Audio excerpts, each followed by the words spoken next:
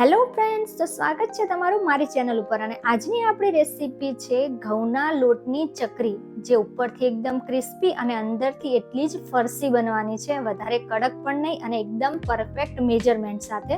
તો ચાલો recipe start કરી લઈએ. તો અહીંયા મેં એક વાસણ લઈ લીધું છે, એની અંદર આ રીતના મેં કોટનનું કપડું રાખી દીધું છે. હવે એની અંદર મેં અહીંયા 2 વાટકી જેટલો ચાળેલો ઘઉંનો લોટ લીધો છે. લોટને આપણે સૌથી પહેલા બાફવાનો છે. જ્યારે પણ આપણે ઘઉંની લોટની ચકરી બનાવીએ ને તો લોટ છે એને આપણે બાફી લેવાનો, જેથી સરસ આપણી ચકરી છે એકદમ ફરસી અંદરથી બને. હવે આપણે કપડાની પોટલી વાળી લેવાની છે. આપણે ઇન્સ્ટન્ટ ચોખાના લોટની પણ ચકરી બને છે, એનો પણ વિડીયો મારા ચેનલ ઉપર અવેલેબલ છે. હવે અહીંયા જો આપણી પોટલી વળાઈને અને રેડી થઈ ગઈ છે. તો હવે એક બાજુ મેં અહીંયા ઢોકળિયાની અંદર પાણી રાખી અને ગરમ થવા માટે રાખી દીધું હતું. એની ઉપર આપણે ઢોકળિયાની જે કાણાવાળી સ્ટેન્ડ આવે છે, એટલે કે કાણાવાળી જે થાળી આવે છે, એ રાખી દેવાની છે. તમે તપેલીની અંદર પણ પાણી ગરમ કરી અને આ રીતે કાણાવાળી કોઈ પણ ડીશ રાખી એની ઉપર આપણી જે ઘઉંના લોટની જે પોટલી રેડી કરી છે ને એ રાખી અને ઢાંકણ ઢાંકી લગભગ 10 થી 15 મિનિટ માટે એને હાઈ ફ્લેમ ઉપર થવા દેવાની છે, એટલે કે લોટ આપણો છે એ બાફી લેવાનો છે. હવે લોટ છે એ આપણો બફાઈ ગયો છે, એની આપણે પોટલી ખોલી દઈશું, કારણ કે હજી ગરમ જ છે લોટ, એટલા માટે. તો પોટલી ખોલી અને એમાંથી આપણે કપડામાંથી લોટ છે અને આ રીતના છૂટો કરી અને એ વાસણની અંદર લઈ લેવાનો છે.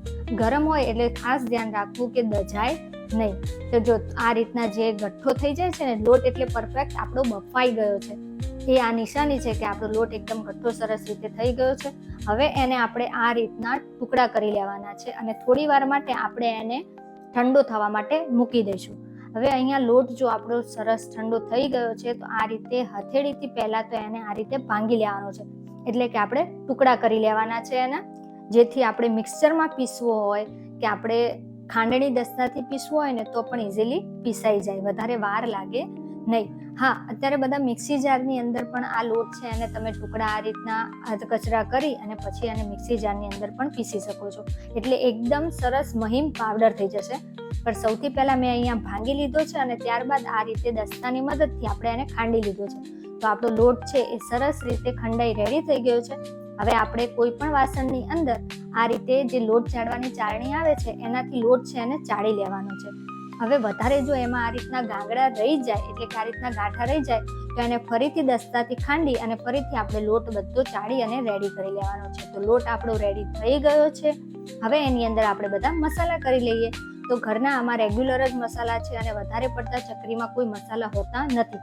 તો સૌથી પહેલા આપણે હળદર, ધાણા જીરું, મરચું પાવડર, સ્વાદ પ્રમાણે મીઠું અને અહીંયા આપણે હિંગ એડ કરી લીધી છે. ત્યારબાદ ચકરીનું મેઇન ઇમ્પોર્ટન્ટ ઇન્ગ્રીડિયન્ટ્સ છે તલ. તલ હોય ને એટલે એકદમ ટેસ્ટી આપણી ચકરી લાગે છે. ઉપરથી મેં અહીંયા 2 થી 3 ચમચી જેટલું તેલ એડ કર્યું છે. તેલ મેં ગરમ કર્યું નથી, મેં ડાયરેક્ટ જ તેલ એડ કરી લીધું છે. હવે સૌથી પહેલા જો તેલ એડ કરે એટલે મોણ દઈ દઈએ, પણ મેં અહીંયા મોણ પણ નથી દીધું અને ડાયરેક્ટ છાશ એડ કરી આપણે લોટ બાંધી લેવાનો છે.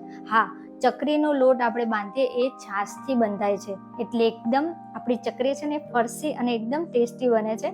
તો આપણો લોટ છે એ થોડી થોડી કરી છાશ એડ કરતા જઈ અને એકદમ સોફ્ટ એવો આપણે લોટ બાંધી અને રેડી કરી લેવાનો છે. તો જુઓ તમે, આ રીતના એકદમ સોફ્ટ લોટ હોય ને એવો આપણે બાંધવાનો છે, રોટલીથી ને પણ થોડો સોફ્ટ. તો હવે આ લોટની ઉપર થોડું મોણ આપણે કરી દેવાનું છે, એટલે કે થોડું તેલ લગાવી 1 મિનિટ માટે એને તેલ સાથે મસળી દેવાનો છે, કે જ્યારે આપણે ચકરી પાડીએ ત્યારે મશીનમાં કે વચ્ચેથી તૂટે પણ નહીં અને એકદમ સરસ રીતે લોટ છે આપણો તેલવાળો થઈ જાય અને મશીનમાંથી ઇઝીલી નીકળી જાય. તો આપણો લોટ છે એ મોણ દઈ અને રેડી થઈ ગયો છે. હવે એને આપણે મૂકી દઈશું એક બાજુ, અને જે આપણે સંચો કે છે જે ચકરી પાડવાનો, એ સંચો લેવાનો છે અને આ રીતની આપણી પ્લેટ આવે છે, જે ચકરીની પ્લેટ છે એ લઈ લેવાની છે. એને આપણે તેલવાળી કરી લઈશું, જેથી લોટ ચકરીમાં ચોંટી ન જાય અને બધો લોટ છે એ ઇઝીલી આપણો ચકરી માટે બહાર નીકળે. એટલા માટે જો આ રીતના જે મશીન છે એની અંદર પણ આપણે લોટ તેલ લગાવી દઈશું, એટલે ઇઝીલી આપણો લોટ છે ને જ્યારે સંચો આપણે ફેરવીએ ને ત્યારે સરસ રીતે નીચે આપણો ઉતરતો જાય અને લોટ છે એ સંચામાં ચોંટેલો ન રહે. હવે ચકરી આપણી લગાવી દીધી છે અને આપણે જે સંચો છે એને સરસ રીતે ફિટ કરી દીધો છે. હવે આપણે થોડો લોટનો પોર્શન લઈ અને સંચામાં આપણે લોટ છે એ પૂરો ભરી દેવાનો છે. તો અહીંયા જો આ રીતે આપણે લુઓ એક લઈ લઈશું. જેટલો આપણે લોટ છે એને આપણે ગોળ વાળી અને આ રીતના આપણે મશીનની અંદર એને પહેલા તો ભરી દેવાનો છે. હવે થોડો હજી પણ બાકી છે તો આપણે જે બીજો વધ્યો છે એ બીજો લોટ પણ આપણે એમાં ભરી દઈશું. અને હા, લોટ એડ કરી લીધા બાદ સરસ રીતે એને આપણે આ રીતે દબાવતું જવાનું છે, જેથી વચ્ચે જે એર ગેપ ન રહી જાય, એટલે થોડો પણ ગેપ ન રહે અને સરસ આપણે જ્યારે ચકરી પાડીએ ને ત્યારે વચ્ચે તૂટે પણ નહીં કે વચ્ચે જરીક પણ ગેપ ન આવે. હવે સંચા છે એને આપણે ઉપરથી પણ સરસ રીતે ફિટ કરી અને હવે આપણે કોઈ પણ થાળી કે આ રીતના પાટલા ઉપર આ રીતના ચકરી છે એને પાડી લેવાની છે. જો થોડો લોટ બહાર કાઢી પછી વચ્ચેથી આ રીતે હલાવી અને પછી એને રાઉન્ડ ફેરવતા જઈ અને આપણે ચકરી બનાવી લઈશું.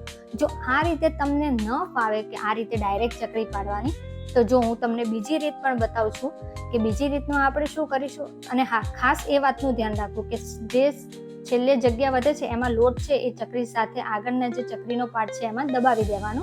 હવે જો હું આ બીજી રીત તમને બતાવું છું, તમે આ રીતે પણ ચકરી પાડી શકો છો કે પહેલા લોટ છે જેટલી આપણે ચકરી જેવડી પાડવી હોય ને એટલો આપણે લોટ બહાર કાઢી લેવાનો અને પછી આ રીતના ગોળ ગોળ ફેરવતા જઈ અને આપણે ચકરી છે એ બનાવી લેવાની. પણ હા, આમાં એ થાય છે કે આપણો લોટ છે થોડો વધારે આવી જાય ને તો આ રીતના થોડી મોટી સાઈઝની ચકરી બને છે.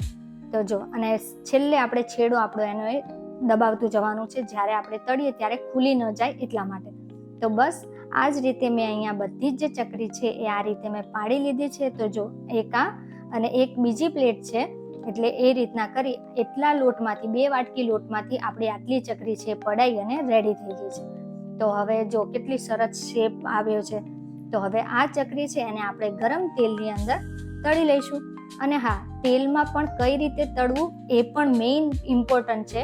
તો સૌથી પહેલા આપણે ગરમ તેલ કરી લેવાનું છે હાઈ ફ્લેમ ઉપર અને ચકરી આપણી બધી એ હાઈ ફ્લેમ ઉપર જ એડ કરી લેવાની છે. અને હા, જો હું તમને આગળ બતાવું કે તમે ચકરી છે ને એને પહેલા અડકતા નહીં, એટલે કે અડશો નહીં, એને એની રીતે પહેલા થવા દો. હાઈ ફ્લેમ ઉપર જ એને તળવાની છે અને ચકરી છે એ આ રીતે સરસ ઉપર આવી જશે. તો પણ એને થોડી વાર માટે અડવાનું નથી. જો તમે આ રીતે હું અડું છું એ રીતે જો અડશો ને તો હજી સેટ નહીં થઈ હોય ચકરી, તો આ રીતે આપણી ચકરી છે છેડાથી ખુલી જશે. તો હવે આપણે એને થોડી વાર માટે એના એ જ જગ્યાએ એને આપણે થોડી વાર માટે સેટ થવા દેવાની છે ચકરીને. અને ઉપરથી થોડું લાગે તો આ રીતે ચમચાથી એને સહેજ નીચે નીચે દબાવતું જવાનું છે અને થોડી વાર માટે તો એને 1 થી 2 મિનિટ માટે ચકરીને આપણે સેટ થવા દેવાની છે. અને 1-2 મિનિટ પછી જ ચમચાથી કે તાવીથાથી ઝારા વડે આપણે એને આ રીતના ફેરવતું જવાનું છે. અને હવે આપણે ગેસની ફ્લેમ છે એને મીડિયમ કરી લેવાની છે. એક વખત ખાલી ચકરી છે એને પહેલી વખત સેટ કરવા માટે એને આપણે હાઈ ફ્લેમ ઉપર તળવાની છે અને પછી ગેસની ફ્લેમ છે એને મીડિયમ કરી અને પછી ચકરીનો કલર જ્યાં સુધી બ્રાઉન ન થાય અથવા એકદમ ગોલ્ડન કલર ન થાય ને ત્યાં સુધી આપણે એને તળી લેવાની છે. તો પહેલા હાઈ ફ્લેમ અને પછી મીડિયમ ફ્લેમ ઉપર આપણે ચકરી છે એને તળી લઈશું. તો બસ જો આ રીતના આપણો કલર આવી જાય એટલે આપણી ચકરી છે એ પરફેક્ટલી આપણી કૂક થઈ અને રેડી થઈ ગઈ છે. તો ઉપરથી એકદમ ક્રિસ્પી અને અંદરથી એકદમ ફરસી એવી ચકરી આપણી રેડી થઈ જશે. તો હવે એને આપણે કાઢી લઈશું ઝારાથી એક પ્લેટની અંદર. તો અહીંયા જો એક આપણે આ ચકરીનો ઘાણ થઈ ગયો છે, એટલે કે એક ઝારામાંથી આપણે ચકરી બનાવી લીધી છે. બસ આવી જ રીતે પહેલા હાઈ ફ્લેમ અને પછી મીડિયમ ફ્લેમ ઉપર આપણે બધી ચકરી છે એને તળી લેવાની છે જ્યાં સુધી આ રીતના કલર ન આવે ત્યાં સુધી. તો રેડી છે આપણી ઘઉંના લોટની ચકરી. ઘઉંનો લોટ છે એને બાફીને જરૂરથી ટ્રાય કરજો. જો તમે ઇન્સ્ટન્ટ બનાવતા હોય ને તો એકવાર આ રીતે જરૂરથી ટ્રાય કરજો. એકદમ સરસ અને ઘરની આપણી ચકરી છે એ રેડી થઈ જશે. તો જો ભાંગીએ છીએ તો પણ એકદમ કેવી ક્રિસ્પી ઉપરથી બની છે અને ઠંડી થયા પછી તો એટલી સરસ લાગે છે. તો તમને કેવી લાગી આજની આ ચકરીની રેસીપી?